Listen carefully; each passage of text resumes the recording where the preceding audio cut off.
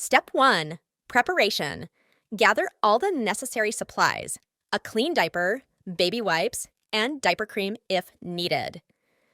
Step 2. Positioning.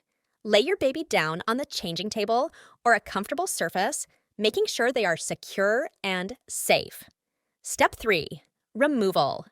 Undo the tabs on the dirty diaper and gently lift your baby's legs while holding the ankles. Step 4. Wiping. Use baby wipes to clean your baby's bottom thoroughly. Be gentle and make sure to clean between all the skin folds. Step 5. Diapering. Quickly slide the clean diaper under your baby's bottom, making sure the back panel fits snugly against their waist. Step 6. Fastening. Pull the front panel of the clean diaper up and secure the tabs on both sides. Ensure it's snug but not too tight.